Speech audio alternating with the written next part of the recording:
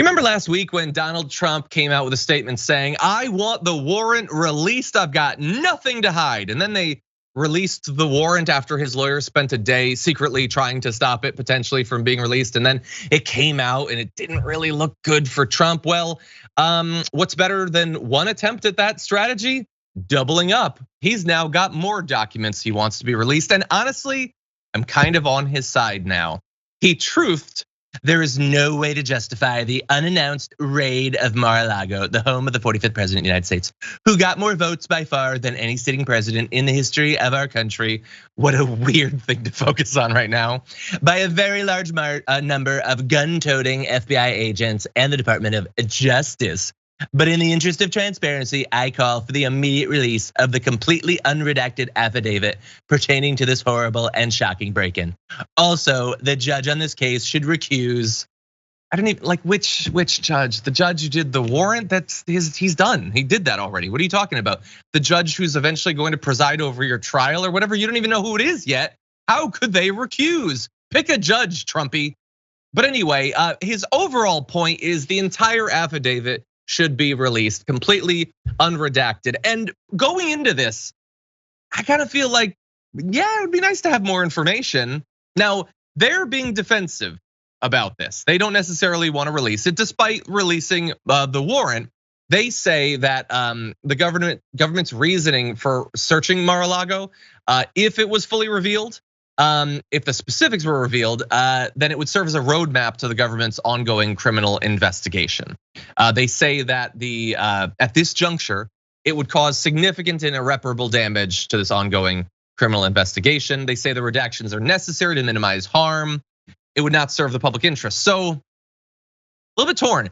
I want to have the information. I think it would be, I think it's important in terms of people understanding whether this was merited, and if it was merited, how bad it was, that they have as much information as possible. But at this point, considering what we already know, I'm trying to come up with an argument for Trump to want it revealed that isn't entirely, it would help him and his allies to go after this case that they're putting together. And in particular, potential witnesses, other people that they're talking to. If that was to be revealed, well, Donald Trump loves little in this world more than tampering with witnesses and trying to intimidate them. So I don't know, I'm a little bit torn, Jackson. What do you think about this affidavit?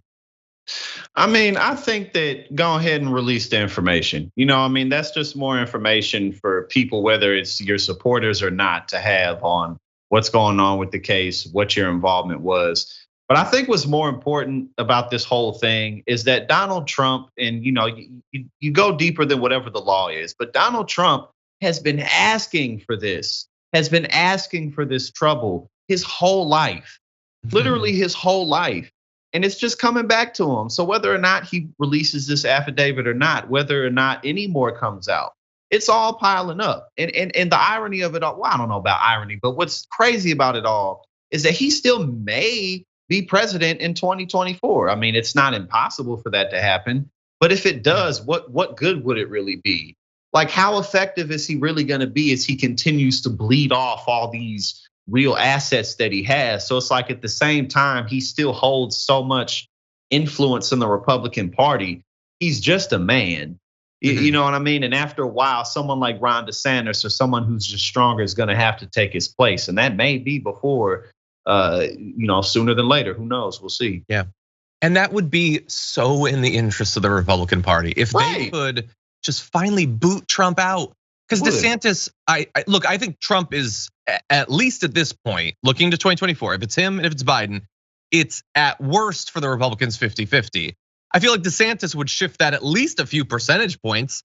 They'd get all of the crazy stuff that they like. There would be endless high-profile attacking of trans people and denying that slavery happened and all that fun stuff that they love so much. They would definitely get more tax cuts. Like, they'd get everything that they want. It's just fear of reprisals from Trump, I think, at this point.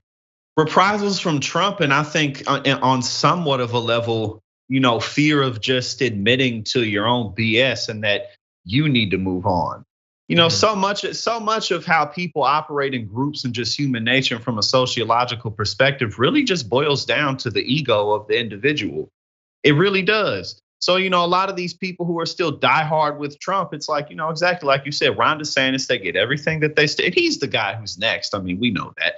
But, they to move on to him now would be a better long-term benefit for the party. But you still got all these people who have these personal discussions in their lives, have these personal arguments. A lot of their friends and family may have stopped messing with them because they were so stuck on these crazy ideas, and they're just doubling down with it.